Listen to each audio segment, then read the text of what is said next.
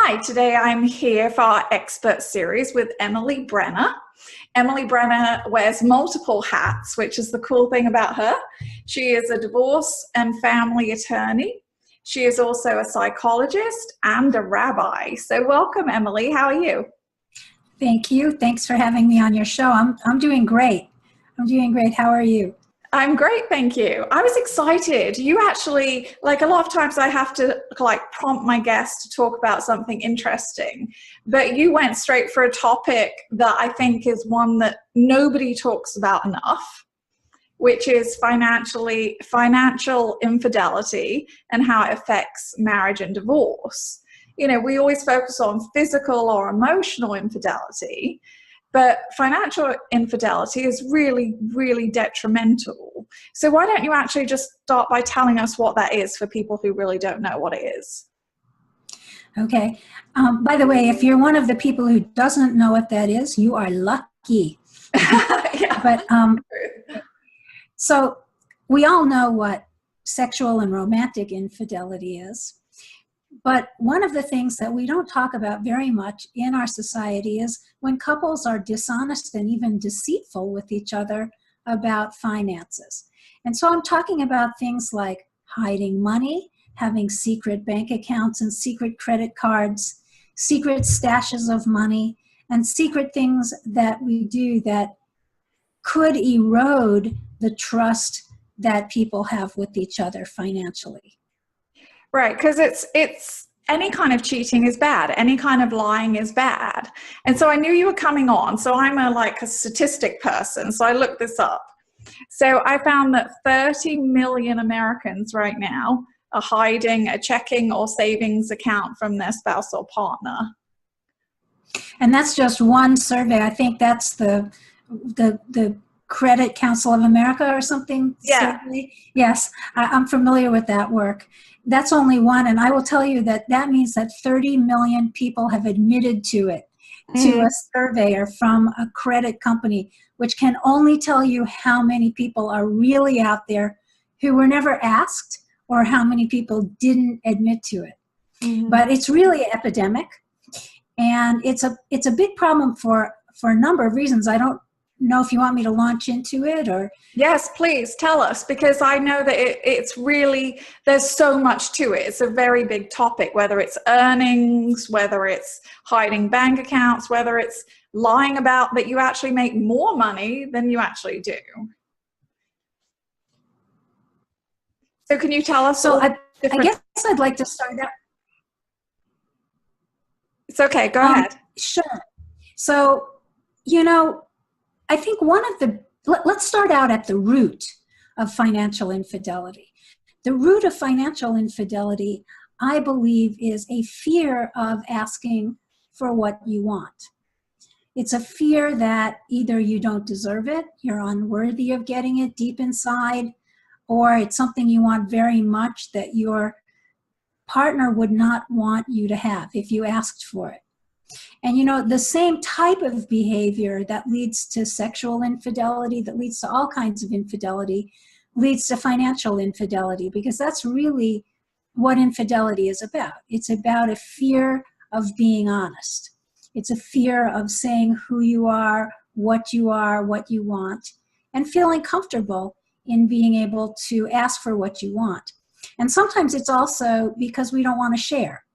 Sometimes we know that our partner would not want us to have it or that it would be detrimental, but we want something so very badly that we go for it anyway. And those seem to be the two roots of financial infidelity.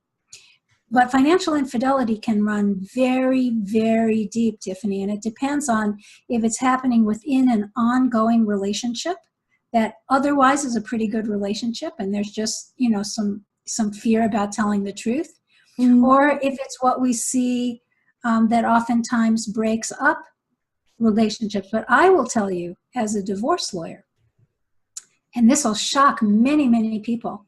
Not me. We have more people divorcing over, yeah, I'm sure not, but we have more people divorcing over financial infidelity than sexual infidelity. People live with sexual infidelity all the time as long as the money is okay. Well, that's a But really interesting kind of dichotomy, right? We value money more than we actually value our partner. We're fearful of somebody taking money away from us more than taking our partner away from us. no, I think it's a fear of not being able to take care of ourselves. Because the whole reason that you're going to be, hiding money, secreting money, is the fear that you're not going to have enough. Right. Fear that if you leave, another thing that we see a lot in divorces is we actually see divorce planning. And in some of our bigger divorces, we'll see divorce planning starting 2 to 5 years before a divorce, believe it or not, that much of moving funds into trusts and changing the way businesses are structured. So that's an even different kind of financial infidelity, a very, very premeditated, high-level financial infidelity that goes way beyond a secret credit card. And we see that a lot, actually a lot. No, I am very familiar with that. For many reasons. I hate to ask you how. I'm not going to ask you how in front of all of your readers, but I can only guess. Yeah, no, I'm very familiar. And obviously it happens to a lot of people. And I have a teenage daughter, I have sons, and it's one of the things I've learned to talk to them about.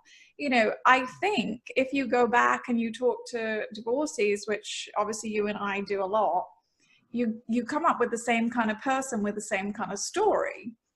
And so if I think about kind of a stereotypical relationship where this happens, it actually always starts at the very beginning of it. There's the lies start at the beginning. It's usually, like you said, sometimes at the end they'll shift assets because they know they're going to get divorced. But the way that you treat money and the way you treat each other starts at the beginning. So if you're a young girl or a college girl or about to get married and you have somebody who you're marrying and they say to you, don't worry about the finances, I'll just take care of everything. There's a massive red flag, right? That they don't want to partner with you. That's the beginning of them hiding everything from you under the guise of caring. Well, and then there's the other side too. I mean, I hear you, but there are a lot of people who just don't want to know. They just want to be taken care of, and knowing means being responsible. So let's look at this from another standpoint. Let's look at it from the standpoint of how people who handle their money all the way out in the open handle things. Because I personally am a big advocate of everyone having their own money. I'm one of those people. I would really have a hard time if I had to ask, my husband or my partner for, $500 to go shopping.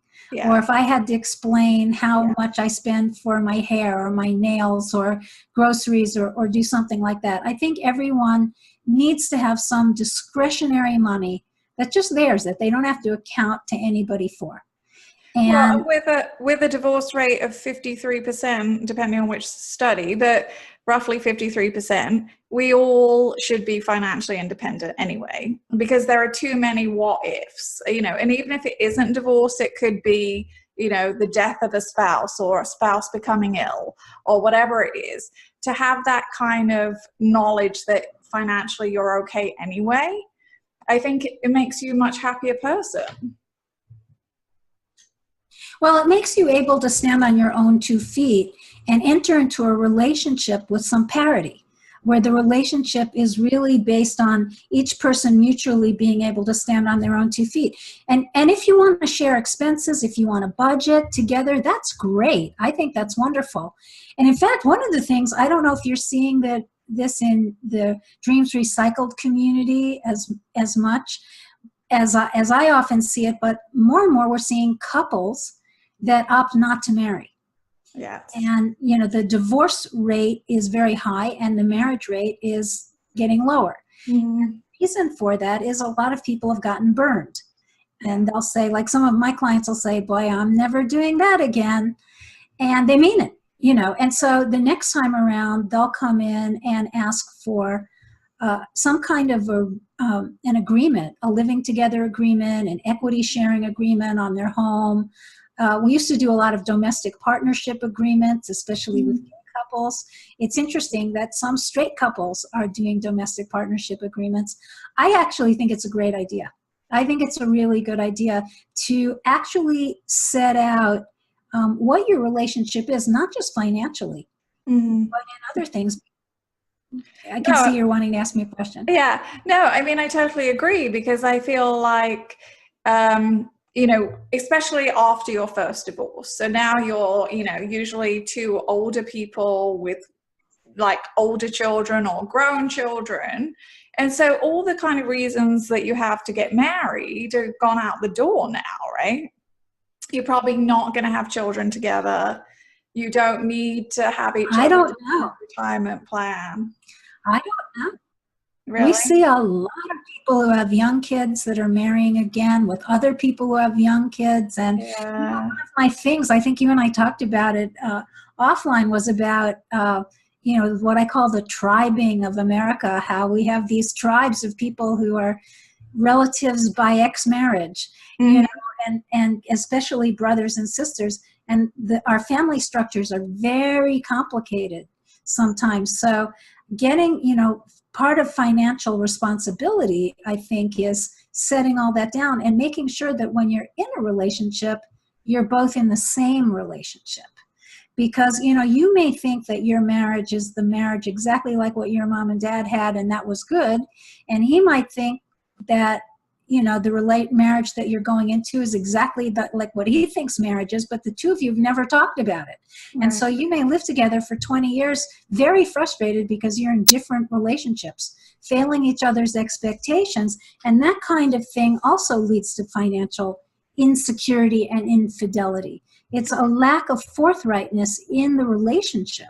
Mm-hmm. So how can people do that? Because let's face it, that's an awkward conversation to have at the beginning of a relationship. Say, hey, by the way, it's not that I don't trust you, but let's have a big sit down and decide who's paying for what and who's doing what and how we're going to handle this. So how do you go about that on practical terms? Well, it's a good question, because we live in a society where it's very, very clear that money and romance are not supposed to be in the same sentence. Mm-hmm. But I will tell you what, money and divorce are the same sentence very often. And a lot of money, right? So I will say this, there is no easy way to have that conversation. But if somebody says to you, if you want to talk about money, that means you don't love me, run. That's probably the best advice you can give anyone, right? If you see somebody's true colors. Absolutely. If you're going to make a life with somebody, you need to be willing to talk about what that life is going to look like. Not just that we're going to sit overlooking the ocean in a beautiful sunset, sipping our margaritas, and then making sweet love. But how is it going to be on Tuesday morning, or on the 30th of the month when the rent is due? How are we really going to live? What is our life going to be like, and how is it going to be structured? And I'm a tremendous proponent of prenuptial counseling and prenuptial contracts, because life is made of contracts. And yes, I know I'm a lawyer. No, but it's basically a business arrangement. At the end of the day, a marriage is a business arrangement, right? Unfortunately, you're responsible for these job tasks and these things, and you're responsible for these. And what is your job description and expectations, and what is your job description and expectations? And what's it worth to you? Yeah. Because, one of the things that we're going to get into a lot in a conversation about financial infidelity is stay-at-home moms or stay-at-home dads, which we see who are staying home with the kids, who are foregoing expanding their career, sometimes for, 20 years. And all of a sudden, if they find themselves in a divorcing situation, find themselves in something that we say as a society that we value, but we don't. Right. Because we are not willing to put it in terms of money value. So one of the things I would counsel people very, very strongly to talk about, whether you're in a marriage or in just a relationship or thinking about it, is what's it worth? What is it worth to be a stay-at-home homemaker, childminder? What would it cost you to replace those services if it weren't going to be you?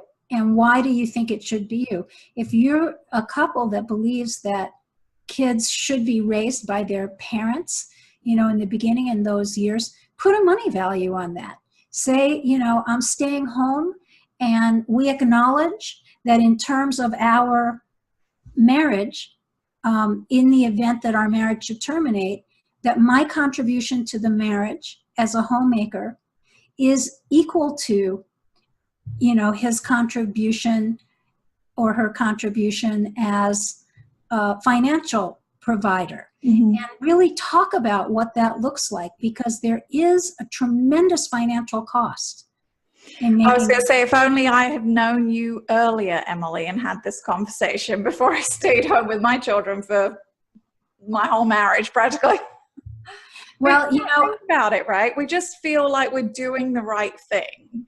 I don't think anyone ever told me you should think about this. All people ever say is, oh, you're so lucky to stay home with your children, right? Yeah, how lucky were you? I mean, we're lucky to be able to stay home with your children, but you could have been lucky and wise. You've been lucky and stayed home with your children and protected yourself, because it doesn't mean that you think anything less, and and frankly, I think that when you do have these kind of contracts, it makes people think twice about divorcing also, because you already know what the out clause is. You already know. First of all, if you're staying in the marriage or in the relationship, you know that it's not because of the money politics, which I happen to think is refreshing. No, I think that's really, really good advice. And I think that that's a good point. So I asked our community what they wanted me to ask you, and not to cause everyone to start like stalking their ex or their current spouse or whatever. But the question that I was most often asked to ask you is, how do you know or safeguard yourself from being financially cheated on, basically? Like, how do you know? Okay, well, those are two different questions. There's the question, how do you know if another person is doing it? And the second is, how do you protect yourself? So I'm going to start with the how do you protect yourself. First of all, have your own money. Have your own money. It's an issue of bilateral trust. Everyone needs their own money. If you're on a shoestring, if you're on a tight budget, still and all, you need to both have equal access to where the money goes, right, and to whatever joint account you're using to pay expenses. And each of you should have a little bit that's discretionary just for you. That's how that goes. I would say regularly talk about money and plan with your money. Even if you fight about it, there's nothing wrong with fighting as long as it's kind fighting and not ugly fighting. Yeah. But part of being a couple is having to make compromises and ask yourself, like, what's really important in those situations, and planning how you're going to use your resources, your money, your time, your bodies, everything is part of making your relationship great. It's part of really working together to build a life. Right. It's a partnership, right? So you're working as partners. That's right. It's really a partnership in a business. I joke all the time with people. I say, imagine if I said to you, hey, Tiffany, I just really love your vibe. Your smile, I can't imagine living without you. I want you to come to my office, and I just want you to be here. I mean, I just can't imagine coming into my office and not seeing you there. And so you do, like, you show up, and it's really awesome for like a week or 2 weeks. And eventually you're going to come into my office and say, hey, Emily, do I have a job? Like, is there something I'm supposed to do? Do I get lunch? Is there a place for me to sit? Are you going to pay me? Do you have expectations? Right? Yeah. I mean, you wouldn't take the most minor job. You wouldn't let your children go babysit or have a babysitter if you didn't know what the expectations were. What do you do? What's this? And yet people pledge each other's lives to each other, their bodies to each other, their futures and their hopes and their dreams to each other with no information, none. And it shows in the divorce. You know what the miracle is? The miracle is the other 47% that don't get divorced. I'm serious. I think it's a testament Uh-huh. to how much we human beings love having a partner and how nice most people really are. Aw. Truly. With Yeah. all of that, I'm really not cynical. I really love people. But I think we are fall prey to this thing that if I'm a nice person, if I really love her, if I really love him, I won't talk about practical things. I won't talk about money. That's just no. And it's not true. It's not great, but it's something you need to be willing to talk about. So then, I'm sorry, go on. I was just going to say, I love that analogy. That was so clever, because that is what it is, right? We're afraid to ask the difficult questions. We go along with it because we want to please people, and we have, emotions and feelings towards them. And I think that's part of the problem, right? The common sense goes out the window. Well, we want to be perceived as being nice and truly in love. And part of love in our society is this romanticized thing that we're willing to take the plunge, and love will conquer any problems that we ever have. And that's a beautiful sentiment, if only it were true. But it's not true. And I unfortunately have a very healthy divorce and family practice where I see how not true that is every day, where people get divorced who actually still love each other. Aww. Because their marriages are completely untenable. Mm-hmm. I have addressed numbers of women's groups where a lot of the women there have been married for 15 or more years. And I ask all the time, how many of you would agree that love is the basis for a long-term marriage? And they all start laughing. Aww. They do. They laugh. Yeah. And I say, what do you think it is? And they all say, it's like unanimous. They say it's respect. It's mutual respect. It's knowing, it's respecting the other person, and they're respecting you. Because that's what makes for a good life. And that's what makes for being faithful in everything, including with money. But I haven't answered your second question yet. In fact, your listener's second question, which is, how do you know? Right. And the answer is a very scary answer. You don't. Unless you get to divorce court and have a forensic accountant show you. Unless you have an attorney like me who sees where the bones are buried. I spoke to a lady today who came in so sure that they have no money. They have none. They have zero money. Her husband is retired. He's been retired for years, nothing. And his lawyer's been playing games with us and playing all kinds of head games with me, not producing. They produce pages 1 and 3 of every bank account and not backwards, to the point we're having to go. Lo and behold, guess what? We found out that he has lots of money. It's just she didn't know about it. These are people who have been married for 25 years. Well, and I have to say, in my own defense also, that a lot of times it's not that we're stupid or we don't want to know where the money is. It's kind of like, it seems to me like when you go into marriage and you're very young, especially added to that, it's like there's a pile of job duties on the floor and you take what you're best at. So I'm good at cooking, I'm good at doing the kids, I'm good at whatever, he's better at money, whatever. And it seems like, okay, well, this is a partnership because I'm doing this pile of things and you're doing this pile of things. But absolutely.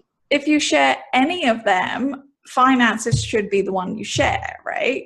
Because I can honestly say the day I got divorced, I had no idea how much money he made. I never saw anything for the whole 16 years I was married. And I don't like to think I'm really dumb, but I think it's not common. It's very common, and it's not dumb at all. It's exactly what you said. It's your head just wasn't there.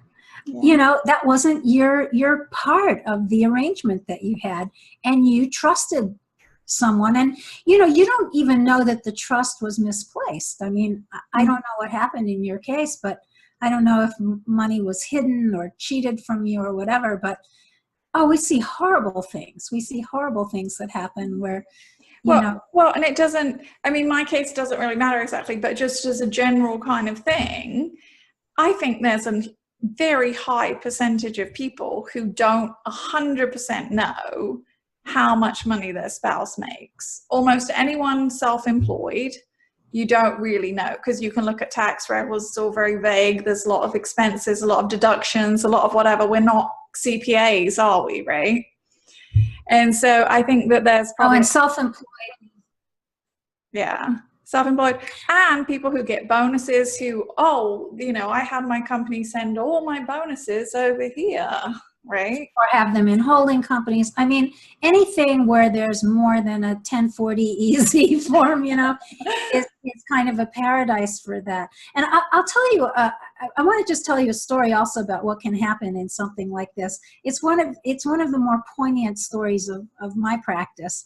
And I think that the listeners will get a sense of how ironic this kind of thing can be. So a woman came to me. They had been married for 38 years. 38. Mm-hmm. That's a long time. Kids, 2 grown kids. They had grandkids already. Mm-hmm. And she came to me devastated and asking for a divorce from her husband of so many years, because she found a statement in the mail. He was acting strange, and he'd gone out of town a few times, and she was starting to think, you know, I'm not pretty anymore. I'm in my, 60s, and he's on the road, with these beautiful women. And, here he's acting really weird and all this stuff. And she steamed open a statement and found that he had transferred $140,000 to a place and had bought, and it looked like he was buying something, and she couldn't tell what. And she came to me, and this is after 38 years of marriage. Oh, wow. And I asked her, I said, did you ask him what this was about? She said, oh, no, I couldn't ask him that. And I said, why? And she said, well, he would be furious if I asked him. I mean, he would think that I don't trust him. And I said, but you don't trust him. Because right. Otherwise you wouldn't have steamed open an envelope, and you have good reason to wonder where $140,000 is going. Mm-hmm. She was adamant, I'm not going to talk to him, because the minute he knows that I know, he's so smart, he'll do something. I want you to file a divorce, and I want you to get everything frozen and find out what's going on in our finances. Wow. So I did. I filed the divorce, and his attorney called and said, what's going on? And I told her, I said, we're very curious about where this money is going. And she said, boy, if only we could turn back the hands of time. And I said, why? And she said, well, that he was buying her dream house for their retirement. And it put a down payment on it. And it was going to be their present. Oh. Well, that is so... Okay, so I want to take that apart for a minute, because that couple did wind up getting divorced. Wow. Because what happened is the level of distrust and resentment that had been building for so many years came out. The tip of the iceberg was the steaming open the envelope and not knowing. And all the insecurity that comes with, I've been married for such a long time, I'm not pretty anymore, all these other women are out there, he's going to replace me, and what am I going to do? Mm-hmm. I'm too old to start a business, I don't have a career anymore. If we divorce, I'm going to have nothing. I've stayed at home all these years. I don't even know what we have. I don't even know if I would be able to support myself. And this couple really was not able to get past it. Oh, there was so much, ran so deep that it destroyed their marriage, and it was just killing me and the lawyer on the other side, because we were saying there's got to be something that we can do to avert this, let them go to therapy or something. And they did for a while, and it was just too much for them. Well, because trust is so easy to destroy and so hard to rebuild, isn't it? And the sense of hurt that somebody didn't trust, and how would you think that I could do something like that? And then all the defensiveness of, well, you never make me feel loved anymore. And just all of that was housed in this act of what appeared to be financial infidelity. And maybe in a sense it was, because he didn't talk to her about it. And he was assuming what her dream was. But that was kind of a financial infidelity that wasn't even meant to be harmful, that destroyed a marriage. Yeah, that's an amazing story. It can happen. I've had other stories like that in my practice too, which is really interesting. It's really, really important that things like that happen out in the open. Mm-hmm. As much just you may think it's great to surprise somebody. People have to talk about their finances no matter how hard it is. Even if you fight, even if you have to compromise, whatever it is, you don't have a good relationship if you can't talk about the finances in it. And you're copping out if you don't take an interest in what your finances are, I think. No, I actually totally agree. And so my next question that they asked was, so how does divorce law kind of play into this infidelity, financial? Does the court like find it horrific, or they have a hard time kind of untangling everyone's web? So let's say you have two people who actually went into court and one of them had committed, financial infidelity, spent a lot of money, hidden a lot of money, lied about it. Then they got obviously found out in court. Like, how do people what impact does that have, I guess, on the divorce proceedings? Okay, so some of that depends on what state you're in, and what, and so I'm gonna break that down into a few different things. So first of all, if it's financial infidelity to the extent that you have a hidden credit card and you're spending too much getting your nails done or something like that, and that conduct, is one of the procuring causes of the divorce, a judge in Georgia will consider it.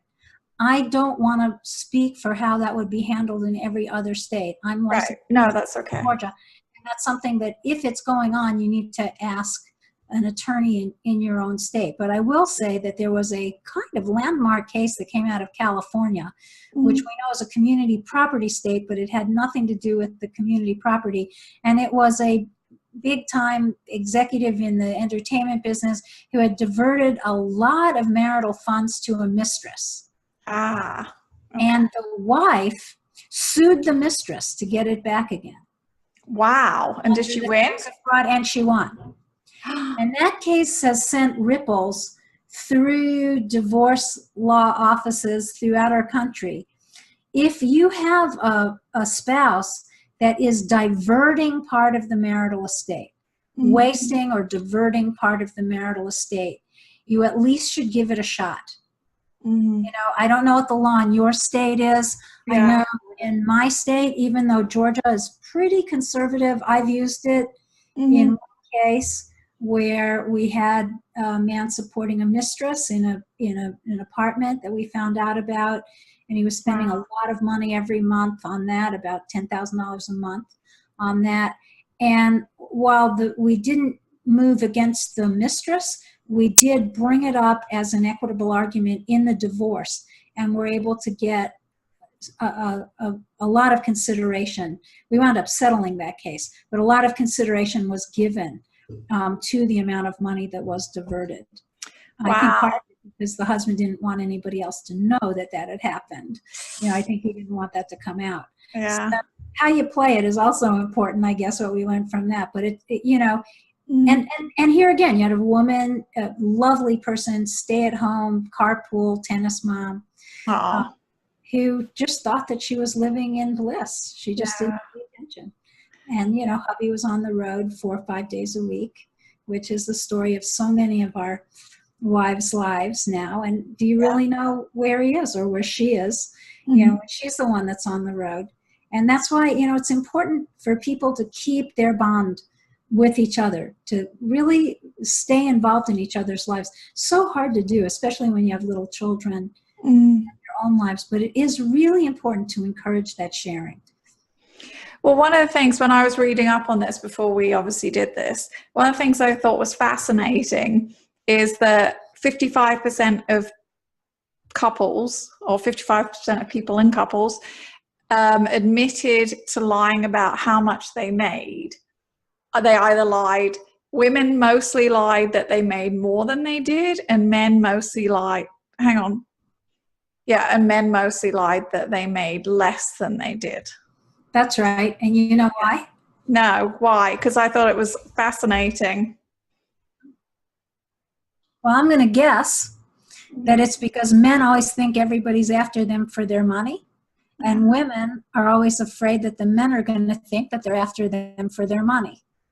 Yeah, no, that totally makes sense, doesn't it? So the Yes. women want to sound more independent than they are. That's right. I'm not going to be a drag. You can take me on. You're not going to have to pay my bills.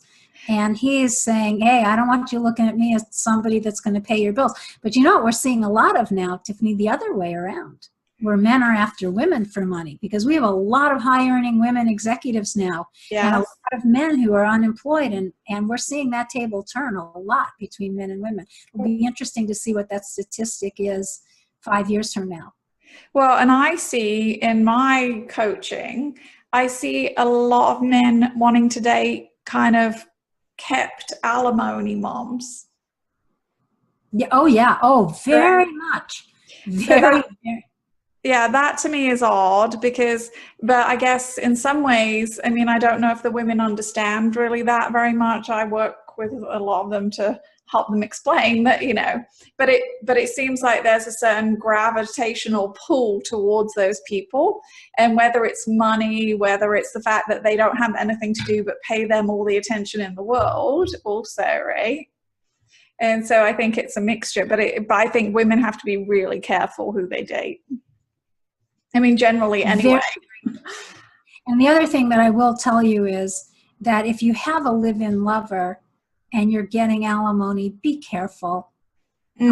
Just take down your social media account. Yeah, because you can't cohabit in most of the states, right? Right, you'll lose your alimony. And we see it all the time where people, they don't want to get married because they're still getting alimony. So they'll stay over at his house or whatever. I just had a case about 3-4 months ago where my client insisted that she was not living with the person that their investigators had, footage and everything else, and insisted and almost got away with it, except for their darn Facebook with their vacation in the Bahamas on there. So, and the judge got hold of it. I mean, it's just amazing what people put on Facebook. Yeah. So, people will say one thing in court and put something else on Facebook. We see that a lot. Okay. Well, Emily, we are out of time, but you've been a brilliant addition and guest today. And thank you so much for joining us.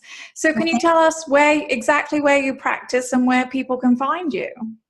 Sure. So I'm here in Atlanta, Georgia.